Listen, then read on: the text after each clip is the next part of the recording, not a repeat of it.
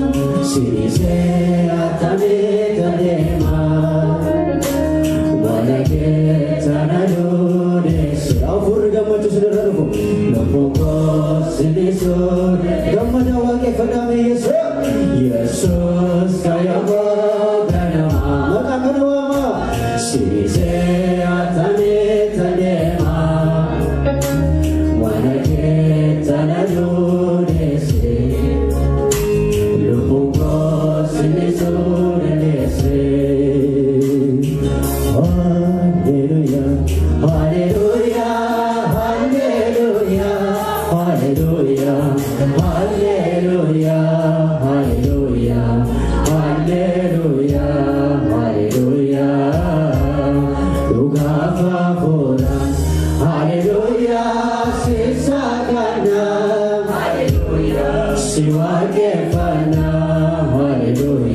garagulan haleluya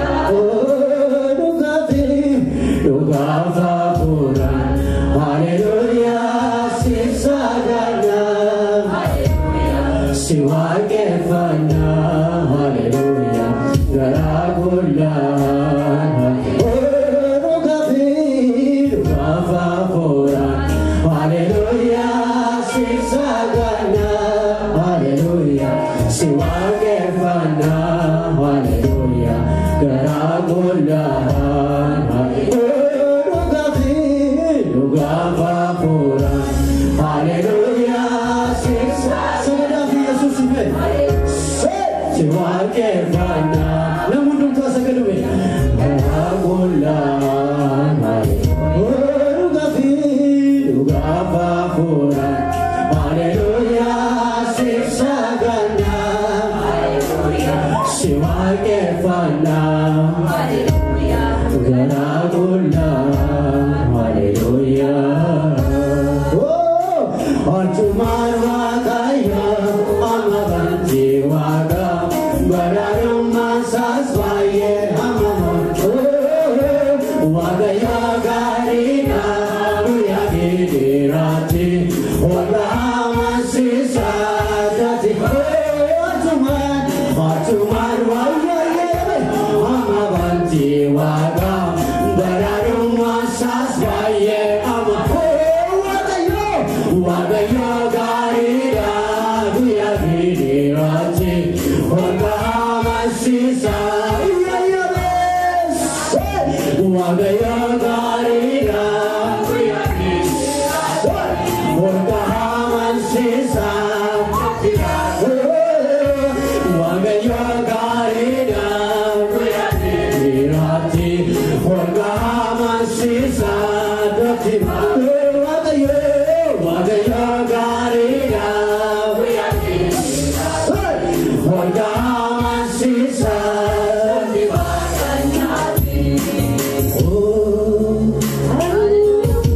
wagafana Yesus ora shadara bakora batara babaya